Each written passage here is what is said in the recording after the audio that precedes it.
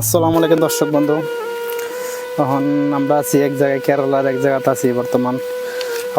আমরা কেরালাতে কীভাবে কত কষ্ট করে কীভাবে কাম করে পয়সা কামাতে আমরা আইছি বর্তমানে কেরালার রবার বাগানে।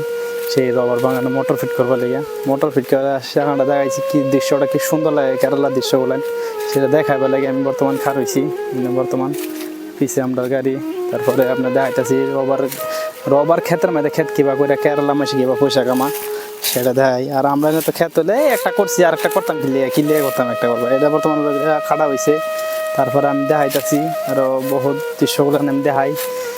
রবার ক্ষেত, এটা যে বর্তমানে আমি ঘুরতেছি, এটা রবার ক্ষেত, এটা হচ্ছে রবার বাগান। কি সুন্দর বাগান। এটা হচ্ছে আনারসের ক্ষেত আছেন, সেইটা ক্ষেতটা কাটা হয়ে গেছে, কাটা হওয়ার পরে দেয় আরেকটা ক্ষেত দেখাইতেছি বর্তমান। দেখুন কি সুন্দর দৃশ্যগুলো লাগে। এটা ব্যাগ যতটা দেখতেছেন সবটা হয়েছে রবার বাগান। সেই রবার বাগানের ভিতরে আনারসে ক্ষেত করছে।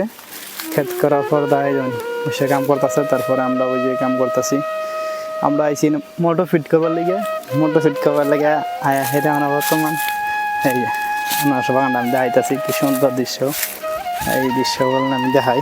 কি সুন্দর দৃশ্য এই দেখলাম। সেই ভিতরে আমরা এই আনারসের ক্ষেতে পানি দেবার লেগে মোটর ফিট করছি। এটা হলো এই সেই আনারসের বাগান। এটা আনারস দেখতে পাইতেছেন, এইটা বর্তমানে এই ক্ষেতটা হয়েছে ছোটো ছোটো ক্ষেত। বর্তমান আনারস বড় হয় না, উড়াইতেছে, একটা দুইটা করে উড়াইতেছে, ছোটো হইতেছে, বড় হইতেছে, উড়াইতেছে। মানে এই হিসাবে করতেই থাকে। মানে একবার কাটে না পর আবারই হয়, আবার কাটে আবারেও। যে মোটে কত বিঘার হাজার বিঘা আছে। এটা আমাকে দেখাই, এটা হাজার বিঘা। আর উপরে আমি দেখাইম, মনে করি আমি দেখাইবার লেগে হাজার বিঘা আছে।